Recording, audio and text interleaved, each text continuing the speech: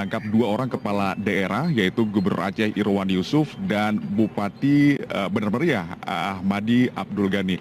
Total ada 10 orang yang diamankan oleh KPK dalam operasi tangkap tangan ini, selain tadi dua orang kepala daerah tersebut. Dan saat ini Gubernur Aceh Irwandi Yusuf yang ditangkap dalam operasi tangkap tangan tersebut oleh KPK ini sedang menjalani pemeriksaan di Mapolda Aceh. Pemeriksaan ini sudah dimulai tadi sejak pukul 9 malam dan sampai dengan saat ini Gubernur Aceh Irwandi Yusuf masih terus diperiksa oleh Komisi Pemberantasan Korupsi. Dan sampai dengan saat ini kami juga belum menerima atau belum mendapatkan informasi keterangan resmi dari pihak KPK yang menangani kasus ini maupun juga dari pihak kepolisian daerah Aceh. Namun menurut informasi yang kami peroleh dari yang beredar di Polda ini, ada yang mengatakan bahwa Irwandi ini diduga ditangkap oleh KPK karena terlibat dalam korupsi dana otonomi khusus, khususnya dalam hal pembangunan jalan.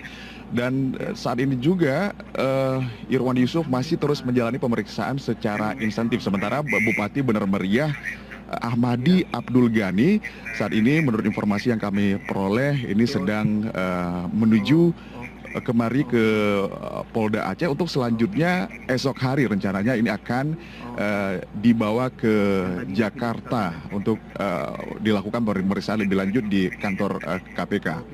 Yohana. Kepala daerah yang tadi juga turut diduga terlibat di dalam OTT tersebut, ada pihak-pihak siapa lagi yang Anda dengarkan atau mungkin dapatkan informasinya?